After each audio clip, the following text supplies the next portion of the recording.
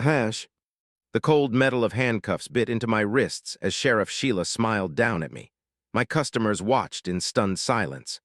The garage I had built with my own hands was being sealed off with yellow tape, like a crime scene.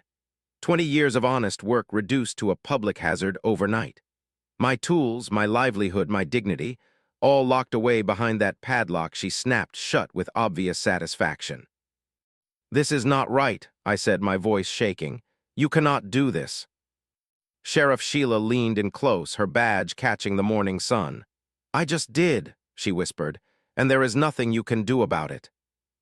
That was when I realized this was never about code violations or permits. This was about power, her power.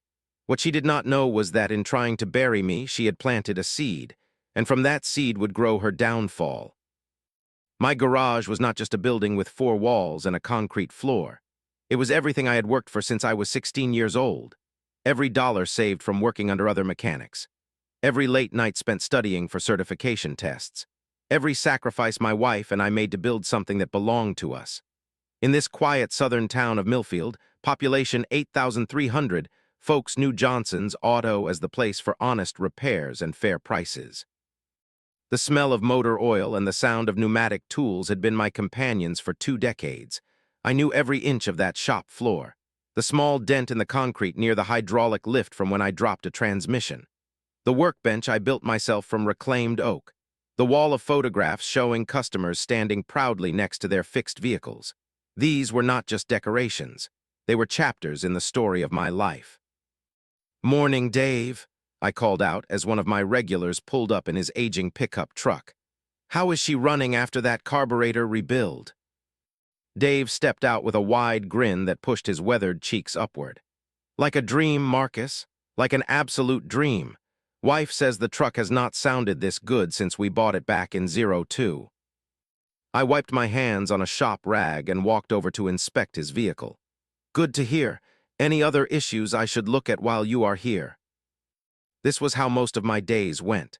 Neighbors bringing their problems and me fixing them one by one. Nothing fancy, nothing complicated, just honest work done right. After years of barely scraping by, business had finally picked up enough that my wife, Linda, and I could breathe a little easier. We had paid off most of our initial loans. We were catching up on our mortgage. Our son had started community college with plans to become an engineer.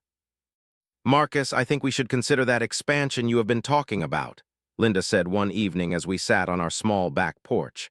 The summer air was thick with humidity, but the slight breeze made it bearable. "Business is good. The timing feels right." She was not wrong. My small garage could barely fit 3 vehicles at once. Customers were waiting longer than they should have to get their cars serviced. The expansion would not be grand. Just 15 additional feet to the service bay and maybe a proper waiting area where people could sit comfortably instead of standing awkwardly by the front counter. The next morning, I measured the space and began drawing up plans. Nothing elaborate, just practical additions that would make work more efficient. I submitted the paperwork to the county office for approval. The process was straightforward, or so I thought. 3 weeks later, my permit was approved. I ordered materials and began the preliminary work. That was when she walked in. Sheriff Sheila Donovan had been in office for nearly 8 years. Most folks in town knew to stay on her good side, though I had never given her much thought.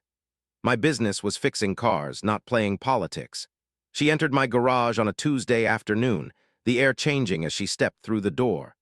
Her uniform was pressed to perfection, badge gleaming, blonde hair pulled back in a tight bun that seemed to stretch her face into a permanent expression of superiority. "Mr. Johnson," she said, not a question but a statement, "I see you are doing some work on the place." I set down my wrench and stood up straight. "Yes, ma'am, just a small expansion to better serve the community." Her eyes scanned the garage slowly, methodically, like a predator assessing prey. "I noticed your permit was approved last week. Rather quick, would you not say?" "I submitted everything properly," I replied, trying to keep my tone neutral. "The county office said everything was in order." Sheriff Sheila ran her fingers along the edge of my work counter, inspecting her fingertip as if checking for dust. "You know, Mr. Johnson, there are many regulations a business like yours has to follow. Environmental codes, safety protocols, zoning restrictions. I am aware of the regulations, Sheriff. I have been in business here for nearly 20 years. She smiled then, not a warm smile, but one that did not reach her eyes. 20 years is a long time, long enough that some things might have slipped through the cracks. With that, she handed me her card. Expect a formal inspection soon, just to make sure everything is up to code. As she walked out, the air in my garage seemed to return. I looked down at her card, then at the half-finished expansion work. I had no idea that innocent Tuesday afternoon was the beginning of the end, that her routine check was anything but routine, and that her visit would set in motion events that would change everything. 2 days after Sheriff Sheila's unexpected visit, a county inspector arrived. Not Joe Mullins, who had always handled business inspections in Millfield, but a young man I had never seen before. He barely introduced himself before beginning to scrutinize every corner of my garage with a clipboard and camera. "Sir, your ventilation system appears to be inadequate for a facility of this size," he said, making a note. "And these chemical storage containers are not properly labeled according to County Ordinance 45B. I followed him around, confused and increasingly concerned. Those containers were fine during my last inspection, and the ventilation system was installed according to code when I opened. The inspector did not look up from his clipboard. "Codes change, Mr. Johnson. Compliance is your responsibility." When he finally left 3 hours later, I knew something was wrong. This was not a routine inspection. It felt targeted, methodical, like someone looking not for what was right, but for anything that could possibly be wrong. My suspicions were confirmed when 2 days later, a thick envelope arrived from the county office. Inside were multiple violation notices, some legitimate but minor, others completely fabricated or grossly exaggerated. A $5,000 fine accompanied the notices, along with a stop work order for my expansion project. "This cannot be right," I said to Linda that evening, spreading the papers across our kitchen table. "Half of these violations do not even apply to a business our size." Linda placed her hand on my shoulder, her face tight with worry. "Can we appeal?" The next morning, I went to the county office. The clerk directed me to the building inspector's office. The building inspector sent me to the county administrator. The administrator suggested I speak to the permit office. Each door led to another, each person more unhelpful than the last. "I am sorry, Mr. Johnson, but Sheriff Donovan has flagged your case for special review," one official finally admitted, looking nervously over his shoulder. "There is nothing I can do without her approval." When I finally got home that evening, defeated and exhausted, Linda was waiting with a cup of coffee and a determined look in her eyes. "Marcus, you need to stay calm," she said, taking my hand. "This feels personal. If Sheriff Sheila has some kind of vendetta, you will not win by losing your temper." I nodded, though rage simmered just beneath my skin. Why me, though? What did I do to deserve this? Linda shook her head. "I do not know, but we need to be smart about this. Fighting her directly might make things worse." She was right, as usual, but what she did not know, what I was just beginning to understand, was that this was more than random harassment. There was calculation behind Sheriff Sheila's actions, a purpose. I had seen the look in her eyes during that visit. This was not random. This was a setup. The next week brought more paperwork, more violations, more fines. Each one chipped away at not just my finances, but my spirit. The expansion materials sat untouched, gathering dust. Customers began to ask questions I could not answer. "Heard you got in trouble with the county," Bill Harris said as I fixed his alternator. "Anything serious?" I forced a smile. Just some paperwork issues, nothing to worry about. But it was something to worry about. The fines were mounting. The stop work order meant my investment in expansion materials was sitting idle, and worst of all, rumors were beginning to spread. In a small town like Millfield, reputation was everything, and mine was being systematically dismantled. I stayed up late one night reviewing the violation notices again. That was when I noticed something odd. The signature on one of the inspection forms did not match the inspector who had visited. It looked rushed, different. My heart pounded as realization dawned. These were not just exaggerated violations. Some of them might be completely fabricated. The next morning, I drove to neighboring Clayton County and spoke with a building inspector there, one who had no ties to Sheriff Sheila. He reviewed my paperwork with raised eyebrows. "Some of these citations reference codes that do not even exist," he said in a low voice. "And others apply to industrial facilities, not small commercial garages. Something is not right here." As I drove home, a cold determination replaced my despair. Sheriff Sheila was not just harassing me. She was deliberately targeting my business, and I needed to find out why. The morning they shut me down was crisp and clear. The kind of autumn day that usually brought in customers preparing their vehicles for the coming winter. I had just opened up shop, turned on the lights, and started the coffee maker when I heard the crunch of tires on gravel. 3 county vehicles pulled up outside. One was a sheriff's department SUV. The other 2 were unmarked. 5 men got out, including Deputy Collins, who had been with the department for years. He had brought his truck to me for repairs more than once. Now he avoided my eyes as Sheriff Sheila emerged from the lead vehicle. "Marcus Johnson," she announced, voice carrying across the lot. "By order of Millfield County, this establishment is hereby closed pending resolution of multiple safety and code violations." I stepped outside, pulse racing. "Sheriff, this is unreasonable. I have addressed every legitimate concern and filed appeals for the rest." Sheriff Sheila's face remained impassive as she handed me a stack of official-looking documents. "Appeals denied, Mr. Johnson. This facility has been deemed a public safety hazard." 2 of the men moved past me and began posting large yellow notices on the doors and windows. "Closed by order of MILLFIELD County Safety Commission," they read in bold black letters. Another man produced a heavy chain and padlock. "You cannot do this," I protested, voice rising. "I have customers scheduled, vehicles inside that people need for work. This is their transportation." Sheriff Sheila's smile was thin. "They can claim their vehicles through the impound lot. Carter's Towing will handle the removal." Something clicked in my head at that moment.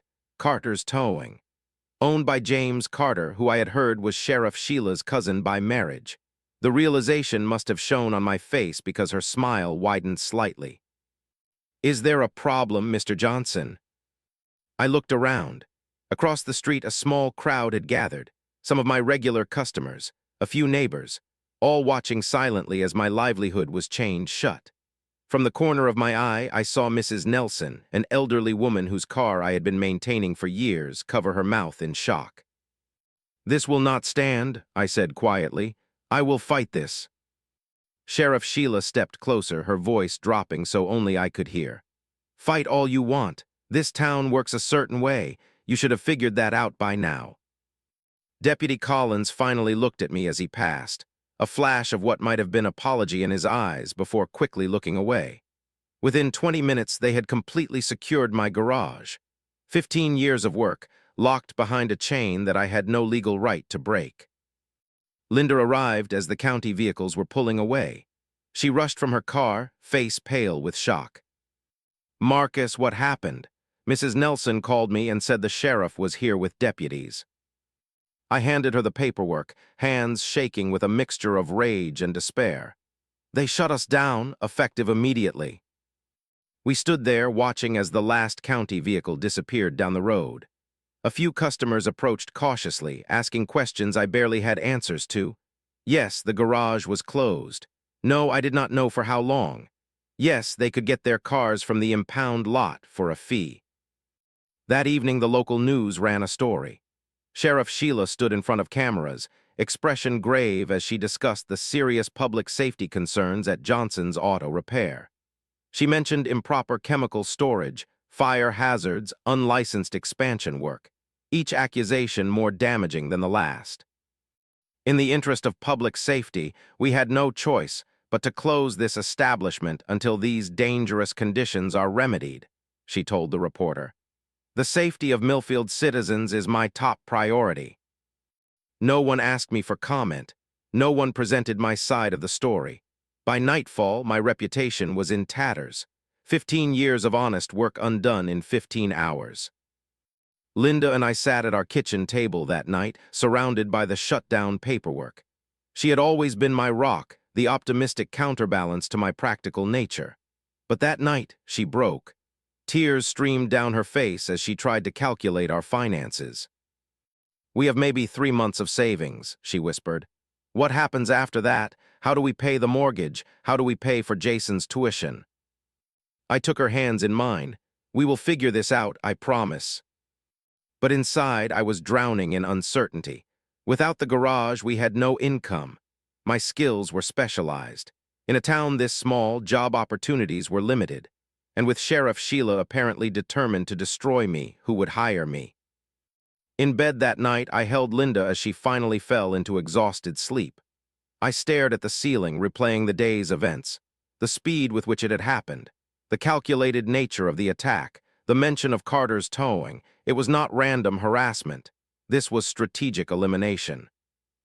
My phone buzzed with a text from Dave, one of my most loyal customers.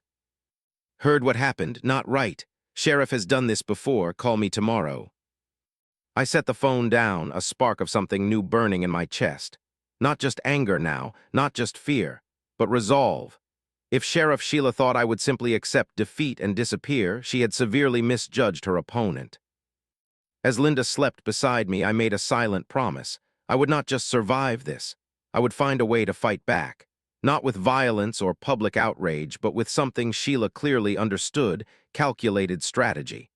I just needed to figure out what she was really after, and then find a way to turn her own game against her.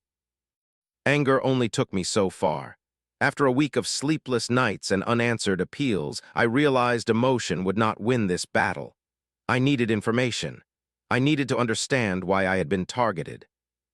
It began with a phone call from Dave, who asked to meet me at the diner one town over, away from curious eyes in Millfield. "Listen, Marcus," he said, leaning forward over his coffee cup, voice low despite the fact that no one from our town was present. "This thing with your garage, it is not the first time Sheriff Sheila has done something like this." I stirred my coffee slowly. "What do you mean?" "My brother-in-law had a towing company 3 years ago, Riverside Towing over on Elm. Small operation, but he was doing okay. Then he got hit with the same thing, inspections, violations, fines. Within 6 months, he had to sell." I set down my spoon. "Who bought it?" Dave's expression confirmed what I had already begun to suspect. "Carter's Towing, owned by James Carter." "Sheriff Sheila's cousin by marriage," I finished. Dave nodded. "And that is not all. Half the commercial real estate downtown sits in LLCs that trace back to Sheila or her family. The bakery on Main, the owner got run out last year over health code violations. The property was sold at auction 2 months later." Over the next few days, more stories emerged. A florist forced out over zoning issues. A competing auto parts store buried under fines until the owner sold at a loss. Each business picked apart by the same systematic approach. Each property acquired through seemingly legitimate means that, viewed together, revealed a pattern of deliberate elimination and acquisition. "It is like she is slowly buying the town," Linda said as we reviewed what I had learned. She had found a part-time job at the supermarket in the next county over, a temporary measure that helped but did not come close to replacing our lost income. "Not buying," I corrected. "Taking. Using her authority to force people out, then swooping in through proxies to collect the pieces." My suspicions were confirmed when I received an unexpected visitor. Harold Pratt had worked as a clerk in the county records office for 30 years before retiring the previous spring. He showed up at my house on a rainy Tuesday afternoon, looking nervous. "I should not be here," he said as I ushered him into our living room. "But what they did to your garage is not right." Harold had brought with him copies of property transactions spanning the last 7 years, since Sheriff Sheila had taken office. The pattern was undeniable. Small businesses forced out through various official channels. Properties acquired at auction or through distressed sales by companies with different names but connected ownership. "Look at the notary stamps," Harold pointed out. "Same one on most of these transfers, Nancy Wilkins. She is Sheriff Sheila's sister-in-law." It was not just my garage. It was systematic. Sheriff Sheila had been using her position to eliminate competition for businesses her family controlled, including Carter's Towing, which directly competed with my auto repair shop. "You were getting too successful," Harold explained. "Your expansion plans were the final straw. Carter's has been losing business to you for years. People prefer repairs to junking their cars." After Harold left, I sat alone in my kitchen, processing what I had learned.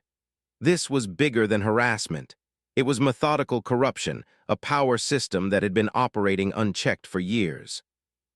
That evening, I received another unexpected visit. Deputy Collins pulled up in his personal vehicle, not his patrol car. He stayed in the driveway, engine running, and spoke to me through his rolled-down window. "I cannot be seen here," he said, eyes constantly checking his mirrors. "But you should know, the inspection report on your garage, the signatures were forged. Joe Mullins never conducted that inspection. He was on vacation that week." Before I could ask more questions, Deputy Collins drove away, leaving me standing in my driveway with yet another piece of the puzzle. The next day, I made two important decisions. First, I contacted a private investigator in Clayton County, someone with no connections to Millfield or Sheriff Sheila. His name was Raymond Torres, a former state police officer who now specialized in corruption cases. "I need documented evidence," I told him. "Connections, financial trails, anything that shows what is really happening." My second decision was more personal. I began documenting everything, every interaction, every piece of paper, every rumor, names, dates, locations. I installed security cameras around my house. I recorded phone calls. If Sheriff Sheila was going to destroy me, she would have to do it in the light. "What is the end game here?" Linda asked as we lay in bed that night. "What are you hoping to accomplish?" I stared at the ceiling, my mind finally clear after weeks of confusion and anger. "Justice," I said simply, "and our garage back. But to get there, I need to understand exactly how her system works. Because to beat her, I need to play by her rules, but better." What I did not tell Linda was the realization that had been forming since my conversation with Harold. Sheriff Sheila did not just want my business closed. Based on the pattern, she or one of her proxies would soon try to acquire my property. And when they did, I would be ready. Revenge required patience, and patience required food on the table. 2 weeks after the shutdown, I swallowed my pride and took a job cleaning school buses at the county depot. The night shift, 9 p.m. to 5 a.m. The work was mindless and exhausting, but it paid enough to keep us afloat temporarily. "You do not have to do this," Linda said as I prepared for my third night on the job. "We could borrow from my sister." I shook my head as I laced up my work boots. "We are not going into debt over this. The cleaning job is temporary, just until we get back on our feet."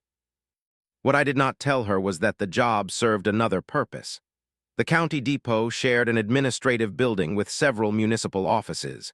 Cleaning the halls at night gave me access to conversations, bulletin boards, schedule postings. Information was currency in this fight, and I was slowly building my treasury. Meanwhile, Raymond Torres, the private investigator, had begun his work. Our first meeting after he had been on the case for a week was illuminating. "Sheriff Donovan has her fingers in more pies than I initially expected," he said, showing me photographs and documents. "The towing company is just the tip of the iceberg. There is a property management company, Carson Properties, officially owned by her husband's business partner. They control 7 commercial buildings downtown. There is also evidence of influence over the county auction process where foreclosed or seized properties are sold." I studied the documents carefully. How does the auction process work exactly? Raymond explained the system. Properties seized through tax default, code violations, or criminal asset forfeiture were auctioned quarterly. The auctions were technically public, but poorly advertised.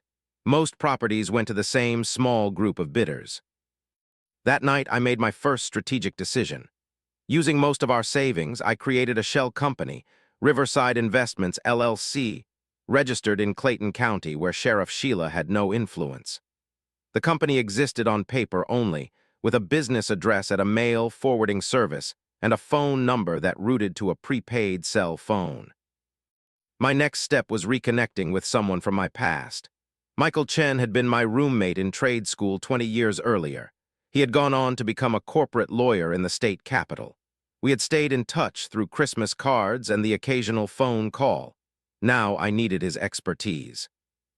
"What you are describing is textbook abuse of power," Michael said when I called him. "But proving it is another matter. Small-town politics can be nearly impossible to crack from the outside."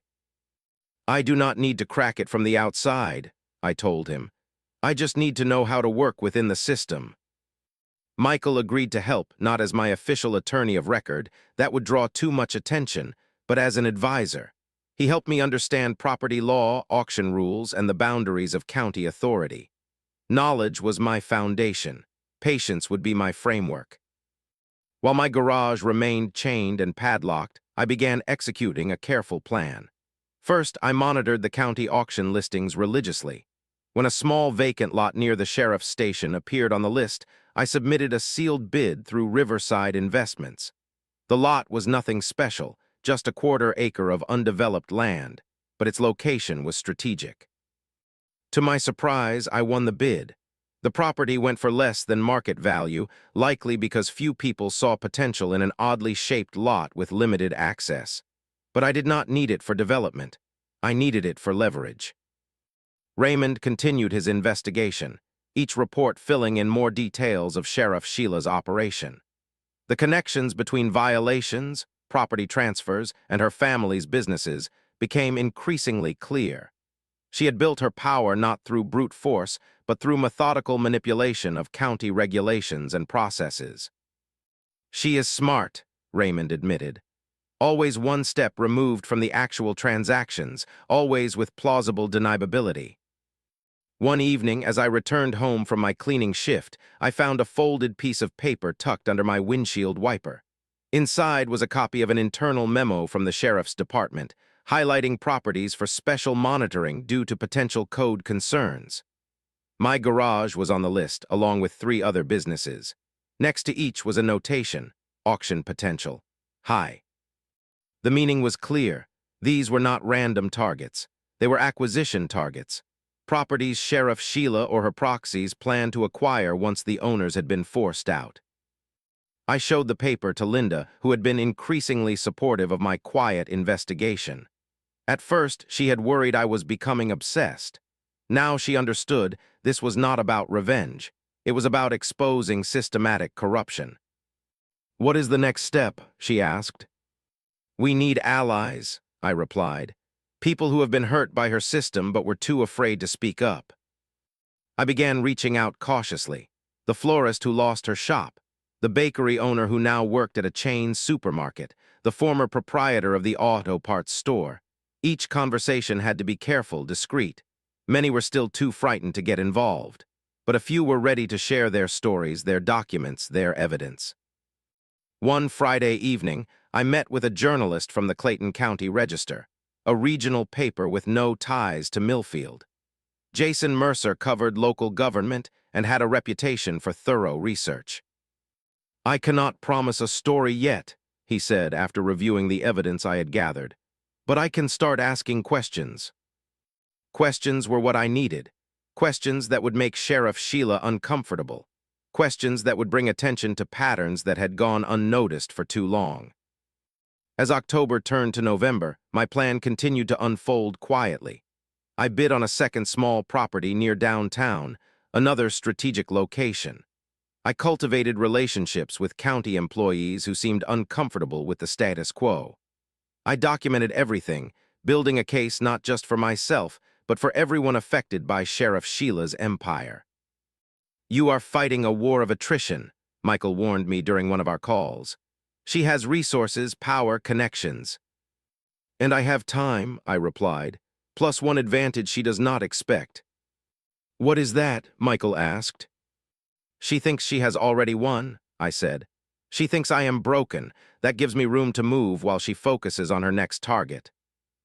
I did not know then how true those words would prove to be, or how soon Sheriff Sheila would realize that in trying to bury me, she had planted a seed that would grow into something far more dangerous than a simple auto repair shop.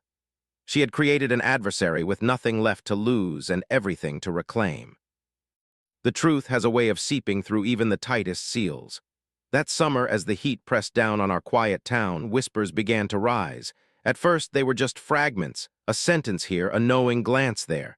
People would fall silent when I entered the diner, then someone would pat my shoulder as they passed. They knew. The town was waking up. I was fixing an old lawn mower in my backyard when a county vehicle slowed near my driveway one evening. The window rolled down just enough for an envelope to slip out before the car accelerated away. Inside were photocopied documents, property records, inspection reports, financial statements, all connected to Sheila, all damning. Someone inside her office had risked everything to get these to me. My hands trembled as I spread the papers across my kitchen table. Among them was my own inspection report, the one that had destroyed my business. The signature at the bottom did not match the inspector's other documents. It was forged, plain as day. "What is all this?" my wife asked, setting down her coffee cup and examining the papers. "Evidence," I replied, my voice barely above a whisper. "Sheila did not just shut us down, she falsified documents to do it." That night I called my investigator. The documents confirmed what he had already been tracking, money flowing from the towing company into a shell corporation. That shell corporation paid for renovations on Sheila's lake house. It was classic corruption, hidden in plain sight. "The people deserve to know," my wife said, her face illuminated by the soft kitchen light. "This is not just about our garage anymore." She was right, this had grown beyond my livelihood. This was about a cancer in our community. Power unchecked, authority abused. I contacted a journalist from the regional paper, someone with no ties to our town, someone Sheila could not control. We met at a diner 30 miles away. I did not tell him everything, just enough, just the documents, just the facts. "Why are you doing this anonymously?" he asked, studying my face. "This could make you the hero of your town." I shook my head and stared into my coffee. "Heroes get parades. I just want my garage back." The reporter nodded slowly, understanding what I meant. In small towns, vendettas lasted generations. I did not need credit, I needed change. As I drove home that night, I passed by my padlocked garage. The moon cast silver light across the faded sign.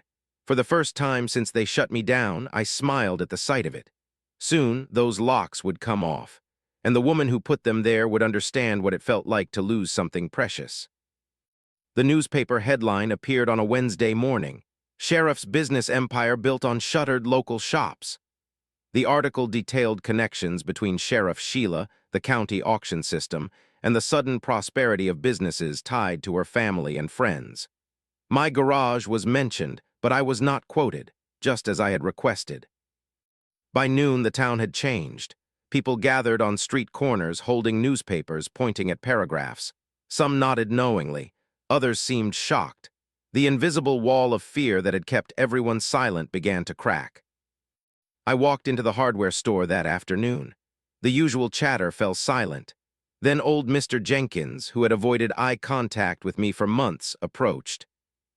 "Always knew something was wrong with how they treated you," he said, his voice carrying across the quiet store. "Sheila has been running this town like her personal kingdom for too long." A few people nodded in agreement. Others looked uncomfortable but did not disagree. The ice was breaking. Outside town hall, a small group gathered with handwritten signs. "Investigate Sheriff Sheila. Return stolen properties. End county corruption." The protest was modest, perhaps 20 people, but in our town of 8,000 it was unprecedented. Cars honked in support as they passed. That evening, Sheriff Sheila called an emergency press conference. She stood at the podium, shoulders squared, badge gleaming beneath the fluorescent lights. But something was different. The confidence looked forced. The smile never reached her eyes. "These allegations are completely false," she announced to the cameras. "I have served this community with honor for 15 years. This is nothing but a smear campaign orchestrated by individuals who disregard county safety regulations." Her voice was steady, but her fingers gripped the podium until her knuckles turned white. She refused to take questions. While she spoke, I sat in my living room watching the broadcast. My investigator called during her speech. "She is scared," he said. "The state attorney's office just requested her department's financial records." I did not celebrate, not yet. Cornered animals are dangerous, and Sheila was far from defeated. That night, someone broke my living room window with a brick. Attached was a note, "Back off." No signature needed. I swept up the glass while my wife called the state police rather than local deputies. When they arrived, they took photographs and filed a report. "You are making powerful enemies," the state trooper said quietly as he was leaving. I nodded, better enemies than friends with someone like her. After they left, my wife held me tightly. "Are we doing the right thing? Is this worth it?" I looked at the plywood covering our window, then at the photograph of my father on the wall. He had taught me everything I knew about engines, about dignity, about standing tall. "Some fights choose you," I replied. "And once they do, backing down only teaches bullies they can take whatever they want." The state investigation changed everything. County offices became unusually quiet. Doors that once stood open were now closed. Deputies patrolled in pairs rather than alone. The atmosphere was tense, charged with uncertainty.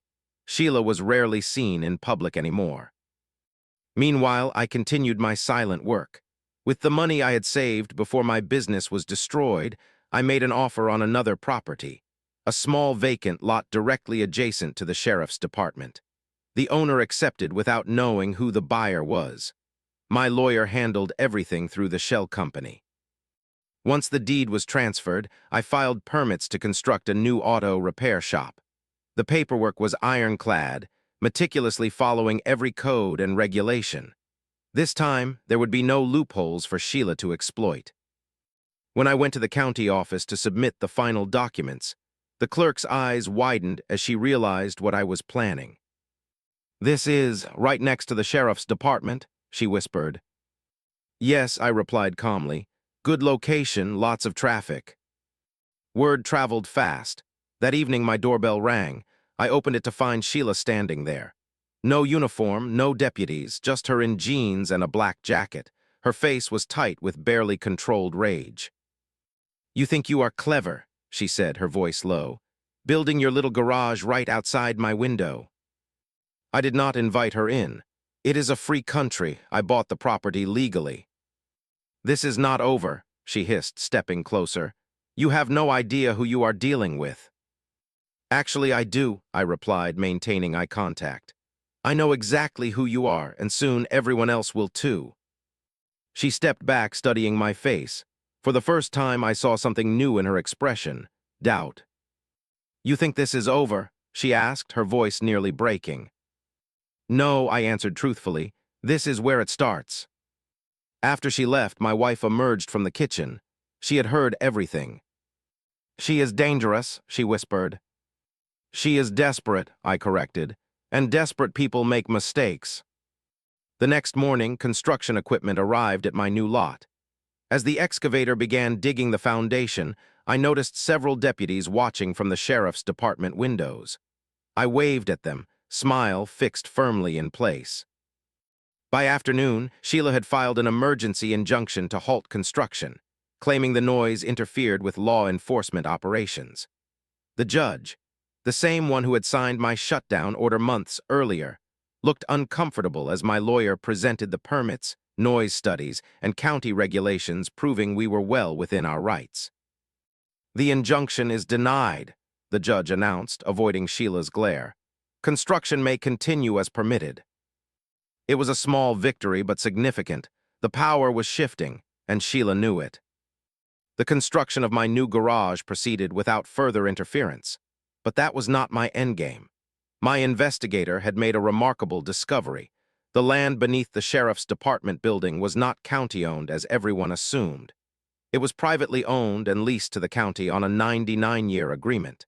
And due to budget mismanagement, the county had failed to pay the annual fees for 3 consecutive years. The elderly landowner, tired of fighting with county officials, had quietly put the property up for silent auction. Most people had no idea the sale was even happening. But I did. Through my shell company, I submitted a bid substantially above market value. It was most of my savings, but worth every penny. 3 days later, my lawyer called with the news. "Congratulations," he said. "You now own the land beneath the sheriff's department." I sat in silence for a long moment, the phone pressed to my ear. This was not about revenge anymore. This was about justice, about balance being restored. The county administrator discovered the ownership change during a routine property review. His panicked calls to my lawyer were forwarded to me. The county had 30 days to negotiate a new lease or vacate the premises. Word spread quickly. At a hastily called emergency meeting, the county board members sat grim-faced as they discussed options. I attended, sitting quietly in the back row. Halfway through the meeting, Sheila burst through the doors. "This is illegal," she shouted, pointing at the board members. "You cannot let this happen." The county attorney cleared his throat nervously. "The sale was completely legal, Sheriff. The previous owner had every right to sell after we defaulted on payments." "Then find out who bought it and make them sell it back," she demanded. That was when I stood up. The room fell silent. "That would be me," I said, my voice steady. "Or rather, my company." Sheila turned slowly, her face draining of color as she recognized me. For several seconds, she stood frozen, processing what this meant. "You," she finally whispered. "The county has two options," I continued, addressing the board rather than her. "Sign a new lease with reasonable terms or find a new location for the sheriff's department." "This is blackmail," Sheila hissed. "No," I corrected her. "This is property management, something you taught me all about when you seized my garage." The board chairman rubbed his forehead. "What are your terms, sir?" I placed a document on the table. Market rate rent, a 20-year lease, and one non-negotiable condition, a complete audit of the sheriff's department's handling of property seizures, code enforcements, and business shutdowns over the past 5 years. Sheila's face contorted with rage. "You cannot do this." "I just did," I replied calmly. "You see, Sheriff, I learned from the best." The audit results were devastating: systematic abuse of power, selective enforcement of codes, manipulation of the property auction system. The evidence was overwhelming. 3 weeks after the findings were published, Sheriff Sheila resigned. The official reason was to pursue other opportunities. The truth was she had no choice. Criminal charges followed. The state attorney's office moved slowly but methodically, building a case that extended beyond Sheila to several county officials who had enabled her empire. The towing company that had benefited from my closure was shut down pending investigation. The county held a special election for a new sheriff. The winner was Deputy Roberts, a decent man who had secretly provided me with those initial documents. He ran on a platform of transparency and equal enforcement of the law. Meanwhile, I reopened my original garage. The county fast-tracked my permits as part of the quiet settlement they offered to avoid a lawsuit. On opening day, I hung a new sign, "Still standing auto repair." The line of customers stretched down the block. Mr. Jenkins brought his old pickup in for an oil change, my first official customer of the new era. "You did something special," he said as I checked his dipstick. "Stood up when nobody else would." I wiped my hands on a shop rag. "I just wanted my garage back." "You got more than that," he replied. "You got this town back." He was right. Something had changed in our community. People looked each other in the eye again. They spoke freely about local politics. They questioned authority when necessary. Fear had been replaced by vigilance. I never moved forward with the garage next to the sheriff's department. Instead, I donated the land to the town for a small park. They named it Justice Green. I thought the name was a bit much, but I appreciated the sentiment. The land beneath the sheriff's department remained mine. I signed a fair lease with the county, with proceeds going to a legal fund for small business owners facing similar situations across the state. It seemed fitting that the ground beneath that badge would now serve to protect others from abuse of power. One evening, as I was closing up shop, Deputy Roberts, now Sheriff Roberts, stopped by. "You know, you could have destroyed us completely," he said, leaning against my workbench. owned us, charged whatever you wanted. I shook my head. That was never the point. What was the point then? He asked. I looked around my garage, at the tools hanging neatly on the wall, at the concrete floor stained with fresh oil, at the space I had built with my own hands. The point was balance, I answered, making things right. As he left, I noticed the sunset reflecting off the polished cars in my lot. I thought about Sheila, about power, about justice. I had not set out to become anyone's hero. I had simply refused to be a victim. Now each morning when I open my garage, I remember what it taught me. That silence can be strength, that patience can be power, and that sometimes justice comes with oil on your hands.